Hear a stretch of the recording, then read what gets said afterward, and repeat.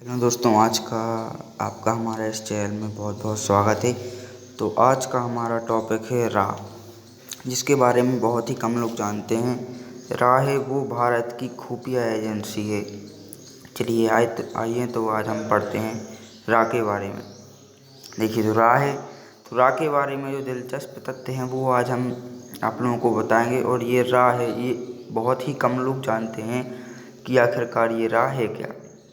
चलिए देखते हैं। तो खुफिया एजेंसी किसी भी देश की सुरक्षा में अपना एक अलग महत्व रखती है। भारतीय खुफिया एजेंसी का नाम है रा। भारत की जो खुफिया एजेंसी है उसका नाम रा है। क्या आप जानते हैं यह काम कैसे करता है?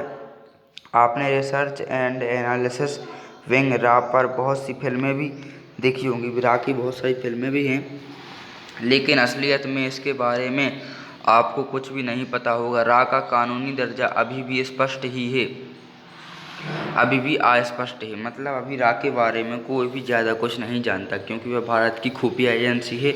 और जो भारत की खुफिया एजेंसी होती है उसको सोशल मीडिया पे बहुत ही कम बताया जाता है।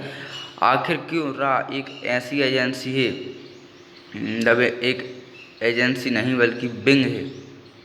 रा का गठन 1962 के भारत चीन युद्ध और 1965 के भारत पाकिस्तान युद्ध के बाद तब किया गया, जब इंदिरा गांधी सरकार ने भारत की सुरक्षा की ज़रूरत को महसूस किया।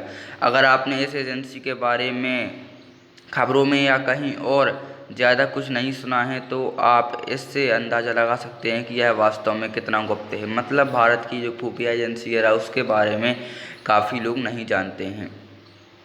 अंदाज़ा लगा सकते हैं, ठीक है, कि वह वास्तव में कितना गुप्त है। रा पर आरटीआई नहीं डाल सकते, क्योंकि यह देश की सुरक्षा का मामला है। रा में शामिल होने के लिए आपके माता पिता भारतीय होने जरूरी हैं। रा का सिद्धांत है धर्मो रक्षति रक्षथा, जिसका मतलब क्या होता है, हम लोग छोटे से ही पढ़े हैं। जो शख्स धर्म की रक्षा करता है वह हमेशा सुरक्षित रहता है। रा सीधी अपनी रिपोर्ट प्रधानमंत्री को भेजता है। देखो कितनी बड़ी पावर है इसकी। इसके डायरेक्टर का चुनाव सेक्रेटरी द्वारा होता है। ऐसे प्रत्याशी जिनका चुनाव रक्षा बलों से हुआ हो, उन्हें इसमें शामिल होने से पहले अपने मूल विभाग से इस्तीफा देना आवश्यक है। मिशन पूरा होने के बाद अधिकारी को अनुमति होती है कि वह अपने मूल विभाग में वापस शामिल हो सके। अगर आपके पास इतना शौर्य है, सोई नहीं है, तो आप बेशक वापस जा सकते हैं। यदि आप चाहें तो इसमें वापस जा सकते हैं। रा में शामिल होना कोई माला माल होना नहीं है। वो आदमी इससे दूर ही रहे जो रिश्वत लेने वाले या लालची हो। मतलब रा का सिर्फ एक धर्म है, हमारे देश की रक्षा। धर्मो रक्षति रक्षता।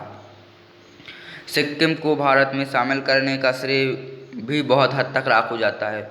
रा ने वहाँ के नागरिकों को भारत समर्थक प्रो इंडियन बनाने में अहम भूमिका निभाई। आपका रा में शामिल होने के सपना एक राज होना चाहिए, और राज किसी को ना बताएं। यह एक डेस्क में बैठकर काम करने वाली नौकरी नहीं है। आप किसी मिशन पर हो, जो पूरी संभावना है कि आपके परिवार को भी पता नहीं होगा कि आप कहाँ हैं। यह साबित करने के लिए हमेशा तैयार रहें कि आप दिन में 24 घंटे, हफ्तों के 7 दिन किसी भी परिस्थिति में काम कर सकते हैं और खुद को उन स्थितियों के अनुकूल ढाल सकते हैं। अगर आप किसी खेल में अच्छे हैं तो यहाँ आपके प्रवेश के अवसर और बढ़ जाते हैं। आपने विभाग से कुछ भी छिपाने की कोशिश ना करें। अगर आपको लगता है कि होशियारी में आप उसे मात दे सकते हैं तो आप गलत हैं। चीनी, अफगानी और या दूसरी भाषा का ज्ञान आपको दूसरों से ऊपर खड़ा रखता है। भारत की खुफिया एजेंसी अपने आप ही आप तक पहुंचेगी। उन्हें खोजने की कोशिश मत करिए। एक जासूस के राज उनकी मौत के साथ ही दफन हो जाते हैं। यहाँ तक कि उसकी पत्नी तक को पता नहीं होता कि उसका पति रा एजेंट है। एक रा जासूस की ज़िंदगी फिल्मों में दर्शाई गई जासूस की ज़िंदगी से कहीं से भी मेल नहीं खाती, लेकिन जासूस में अव्वल होते हैं। भारत के परमाणु कार्यक्रम को गोपनीय रखना रा की जिम्मेदारी थी। रा में ड्यूटी पर तैनात अधिकारी को बंदूक तक नहीं मिलती। बचाव के लिए ये अपनी तेज बुद्धि का इस्तेमाल करते हैं। रा का गठन अमेरिका के CIA की तर्ज पर किया गया है। इसके ऑफिसर्स को अमेरिका, UK और इजराइल में ट्रेनिंग ली जाती है। रा में शामिल होने का सबसे अच्छा तरीका UPSC पास करो और IPS या IFS पद पर कार्यरत हो जाओ। यदि रा का एजेंट दूसरे देश में जासूसी करता पकड़ लिया जाए तो अपने देश की सरकार ही उनसे पल्ला झाड़ लेती है। देखो कितनी पावर है रा की। उनकी किसी तरह की कोई शिकायत नहीं करती है और अंत में जब उसकी दुश्मन देश में यदि उसकी मौत हो जाती है तो अपने वतन की मिट्टी तक नसीब नहीं होती। कुछ ऐसा ही हुआ